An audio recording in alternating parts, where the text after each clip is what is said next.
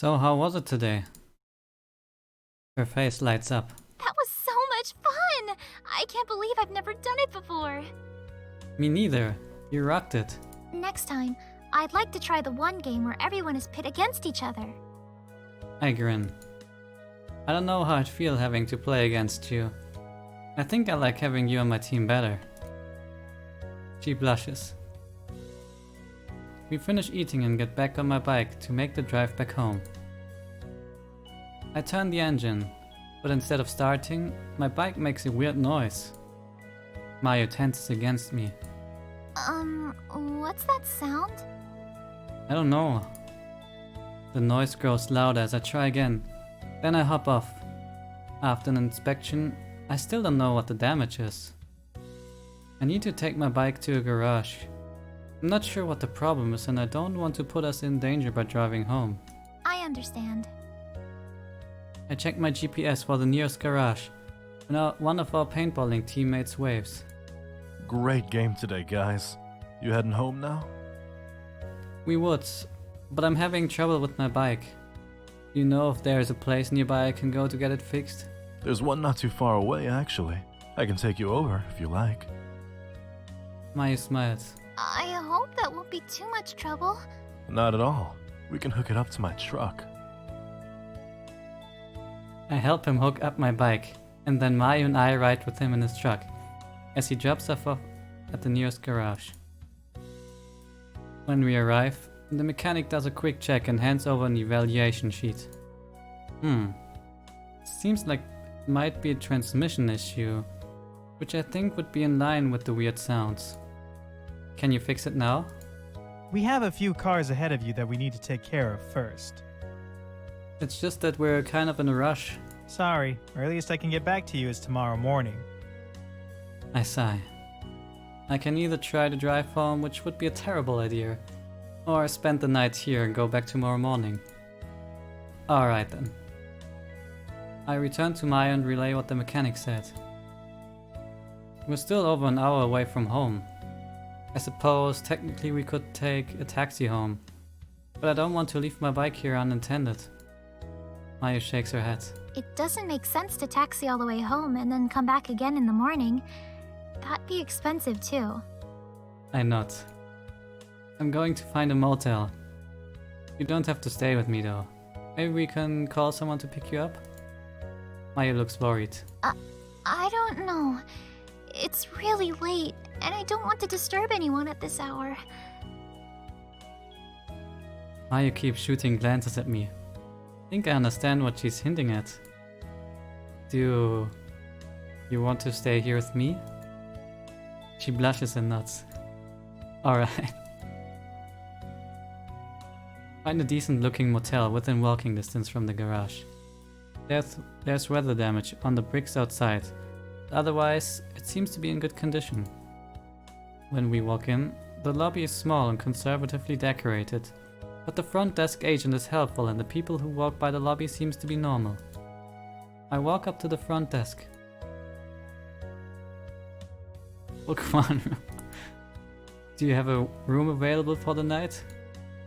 The agent clicks through her system and nods. I glance over at Mayu. On second thought, I don't want to make her uncomfortable.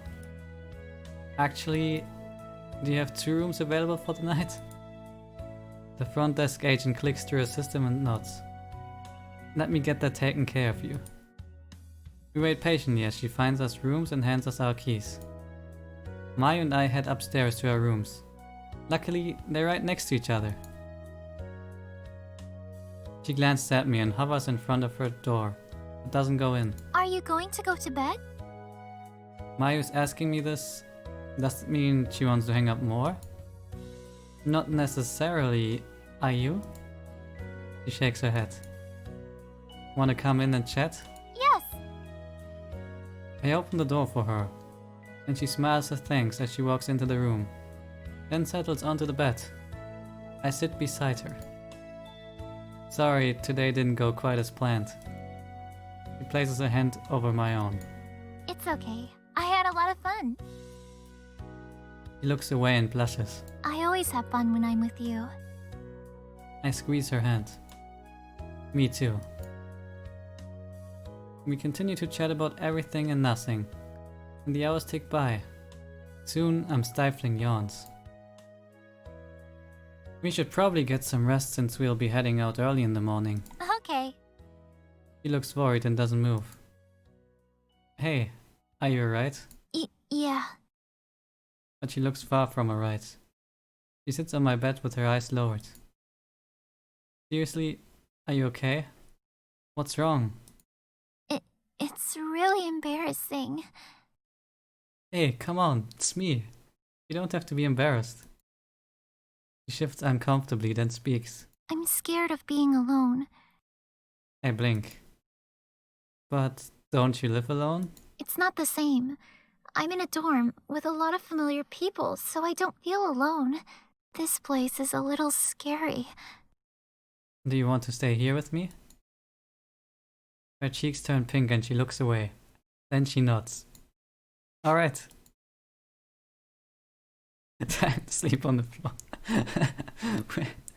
We can share the bed. I lay down on my side of the bed. Mayu's eyes widen. We're sharing the bed? Well, there's only one. You can sleep on the floor if it makes you more comfortable. She blushes. It's okay. We can share the bed. Are you sure? It's okay for boyfriends and girlfriends to do that, right? Right. I gently crawl beneath the covers as Mayu curls up on her side. She faces me with a smile, then shivers slightly. Let's warm her up. I scoot closer to her. Mayu tenses up as she senses my approach, so I stop. Instead, I gently rub her arm. Before I can pull away, Mayu takes my hand into hers and smiles. She shuts it. She's such a different person from when we first met, but also the same. She has the same qualities that I love, but she's learned how to come out of her shell a little more, and is beginning to embrace who she is. She's smart, with a quiet strength that surrounds her like an invisible force, drawing me closer to her. The more time I spend with her, the more reluctant I am to leave. I'm completely head over heels for her. Mayu closes her eyes and uses my arms as her pillow. I can't help but grin, then close my eyes too, and enjoy the peacefulness of her company. Mayu's breathing slows and steadies. I think she's fallen asleep, and I drift off to sleep with her.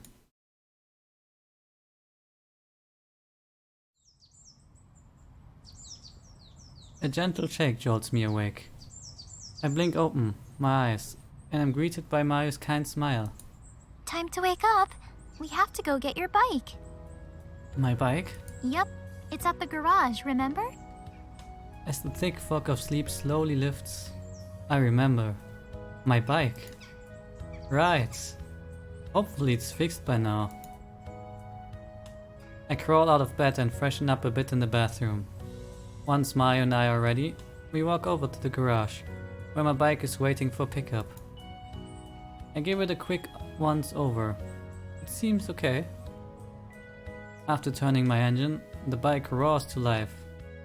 Satisfied, Mayu and I hop on and we make the drive back to Ace Academy. I drop her off at her dorm and Mayu carefully slides off my bike. Thanks again for taking me out. Thanks for putting up with me. It was a lot of fun. Maybe we can do it again. Of course. She smiles. I'll see you later.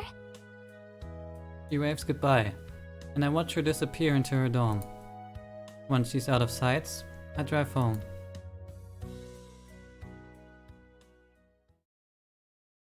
It's late by the time I reach home.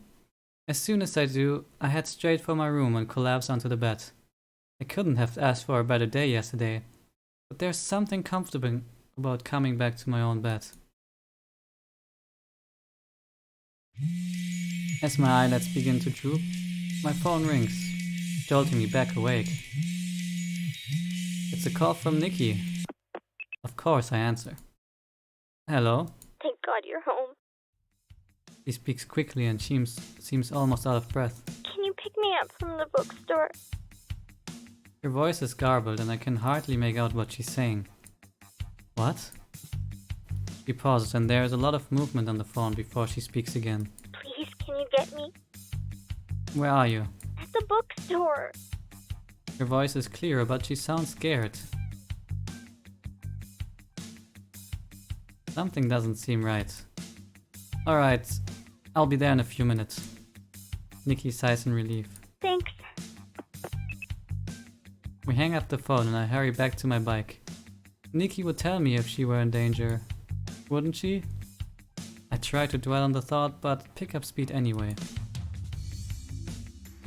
Luckily, traffic is on my side, and I arrive a few minutes earlier than anticipated. Nikki waits for me beneath a street lamp a few feet away from the bus stop. I can make out Ken's dark mop of hair beside her. It's a little strange that she's not under the bus awning. And what's Ken doing there? Nikki straightens up as I slow down. Flecks of blood stains her clothes, and dark bruises mark her skin. Ken steps into the light to greet me, as I wince when I see him. His left eye and cheek is puffy and starting to turn purple. Blood drips down his face from a cut at his temple. He must have tried to clean it because his forehead is smeared with streaks of red. What the hell happened here? I park my bike and rush over to them. Nikki throws her arm around me and hugs me tightly. So glad you're here. Oh my god, Nikki, are you okay? Yeah, I'm fine. You're bleeding. No, the blood's not mine. Is it Ken's? No. You look like hell. He tries to smile, then dabs on his swollen lip, his finger now stained with fresh blood. He holds him still stiffly and leans onto the lamppost for support. He saved me from those guys. What guys? I don't know. There was a group of them. 3, I think, waiting for the bus. And when I showed up, they started saying all these things about me. They were being so gross and creepy, but I tried to ignore them because I figured the bus would be there soon and it wouldn't matter. And then one of the guys tried to put his arm around me. Freaked out. I guess I pushed him and he got really angry. And then the other guy grabbed me and... My blood runs cold. He what? Did he hit you? Are you hurt? No! Nikki's voice trembles and her eyes glitter with tears. I'm about to pull her back into a hug when Ken slips his hand into hers and squeezes. Ken intervened before anything could have happened. She glances at Ken, smiling broadly. He came barreling out of the bookstore, screaming at that guy to let me go, and then he punched him right in the face. The guy was super angry, and he and his friends ganged up on him. How did you get your bruises then? She frowns. I tried to stop them from ganging up on Ken. You what? What were you thinking joining the fight? You could have been seriously injured. Nikki sets her jaw. There was no way I was going to let Ken fight them alone. Especially not when this fight only happened because of me. I'm too stunned by her outburst to reply.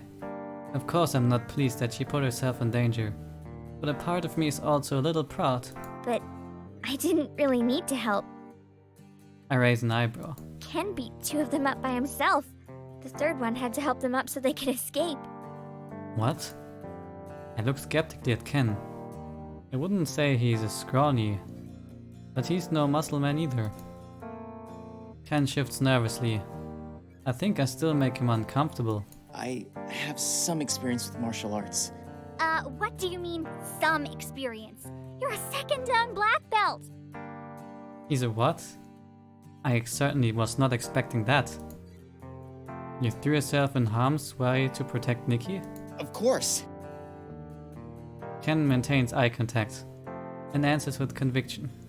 Nikki blushes. Anyway, I told Ken he should go back inside, but he refused. It's not safe for her to wait alone. I take another look at the Ken.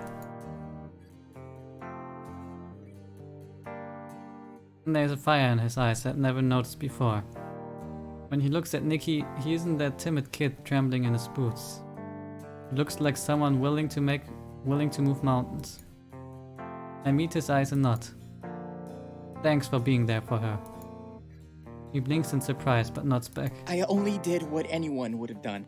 Don't be so modest. You were amazing out there. Ken shrugs awkwardly, then winces in pain. Are you sure you're okay though? Maybe we should take you to the hospital. He shakes his head. I'm fine. Nothing's broken. I look him over. I don't know about that. I told him we should call an ambulance, but he refused. I promise, I'm okay. I'm sorry for causing you such trouble. This is one of the rare times I wish my bike would fit more people. Do you at least have a ride home? He let me call his brother to come pick him up. We'll wait here with you until he arrives. I appreciate the thought, but I would feel more at ease if you took Nikki home. If you don't want us to wait with you, will you at least let us walk you back into the bookstore? It should be safer in there. I'm sure your coworkers will let you back in. They're probably wondering what happened to you anyway. You work there? Cannot. Then let's definitely get you back inside. Realizing he's fighting a losing battle, Ken agrees. Okay. Nikki and I go to support him, but he manages to walk by himself. As we head into the bookstore, his co-workers rush out to help, each asking questions about what happened. Nikki and I sit with Ken as we wait for his brother to arrive. Nikki fusses over Ken and lets her. As I watch the two of them, I pay close attention to Ken. He's calm, respectful, and polite. But most importantly, he makes Nikki smile. Hey Ken, can I talk to you for a second? He looks at me with wide eyes, the very same expression that he wrote the first time I met him. Sure. Amused, I led him to a quiet area beside the shelves. I'm trusting you to take care of her. He blinks blankly before his eyes open wide again. And as his face goes pink, he bows at a perfect 90-degree angle. Of course. Thank you for your trust. You don't have to bow. He returns to an upright position. Sorry. Don't apologize. Sorry. I glare at him and he shuts up. Hey, this kid is kind of fun. I think I might actually join this turn of events. Okay, let's go back. Nikki bombards us with questions as we return. What was that all about? Why wasn't I invited? Why did Ken bow? Yeah, Ken, why did you bow? I grin devilishly at him, daring him to answer. It's because he's my senpai? Nikki stares at him blankly, then shifts her attention to me. What did you do? Nothing at all. Then isn't it right, Ken? Of course. Nikki pouts, but I can see the trace of a smile. I guess she's glad we're finally getting along. A few minutes later, Ken's brother shows up. He convinces Ken to go to the hospital and thanks us for our help. With Ken safe, we head home. Nikki lets out a huge breath when we step into the living room. Her face is unusually serious. She hangs her head and stares at her feet. I'm so sorry. Why? If I hadn't gone to visit Ken, I wouldn't have lost track of time and stayed out so late, and then I wouldn't have gotten into this mess and made everyone worry. Nikki, what happened wasn't your fault. She glances up at me. But if I... No, none of this is your fault. What happened is the fault of those guys. And if I ever find out who they are, I'm going to finish what Ken started. Nikki smiles weakly and nods. I think I'll go take a shower. Sure. As soon as Nikki goes upstairs, Kaito pops his head out of the kitchen. Is Nikki gone? Yeah. He pauses and gives me another look. Did something happen? I debate telling Kaito about the incident, but I don't want him to needlessly worry. He looks like he has something else on his mind. It's fine. What's up? I heard back from the PI. What did he say? Ezra Wilson. The drunk driver? Yeah, What do you really know about him? He and Dad used to work together at Midori Energy. They were on every project together and he used to come to the house all the time while we were growing up. I thought he and Dad were friends. My voice trails off. His blood alcohol was far over the legal limit. It's not like the cops could ask him about it due to his coma, nor was there any evidence which indicated this was more than a cut and a dry drunk driving accident. There was no incentive to investigate further, so that was all that was listed in the report. Well, it turns out Ezra was stalking your father. I frown. That doesn't make sense. They saw each other every day at work. Why? The PI read about a huge fire at Midori Energy the week before your parents' accident. He spoke to a few people and found out that the fire destroyed important documents which contained all the research from Midori's latest project. I rack my brain. I think I might remember hearing something about that fire. The documents which were destroyed was your father's and Ezra's research. That's research? I tried to recall Dad right before the accident. He seemed a little more worried than usual, but otherwise didn't give any indication that something was amiss. Shouldn't he have been devastated by something, like losing years of research? Was he trying to protect me or was something else going on? Ezra didn't take the loss well. Right after the fire, Ezra accused your father of purposely sabotaging him by setting their research on fire. Dad wouldn't do that. It was his research too. Right. It didn't make sense. Nobody believed him and they chalked up his breakdown to stress. But he wouldn't let it go. He accosted your father many times at work demanding answers. It got so bad that he was assigned a leave of absence by the company. On the day of the accident, your parents had lunch at a cafe. Yeah, I remember. The PI asked the waitstaff if they remembered seeing your parents there, and they did. Ezra too. He was there? Yeah, he'd followed them there and was already clearly intoxicated. He demanded that they pay him all the money he would have made upon completion of the project. Obviously, your father refused and continually maintained his innocence. Ezra became so disruptive, the manager had to forcibly remove him from the cafe. That's when they received the call from Nikki. And I guess Ezra tried to trail them, but ended up running them off the road. Kaito nods, looking more grim than ever. Something doesn't add up. What research is more important enough to kill over? And if Ezra was driven to madness after losing his life's work, why was Dad barely affected? Then there's the convenient timing of Akira's copycat core. How much time has passed since the accident? Since the fire? Enough for the company to piece together just enough of the research to turn a profit. Uncle Kaito? He looks at me. I think the research that killed Dad has to do with my core. He hesitates, then nods slowly. You might be right. Wasn't there an encrypted piece that Valerie wasn't able to unlock? Maybe that can help me make sense of all of this. I need to take another look at it. I need to go look at my core.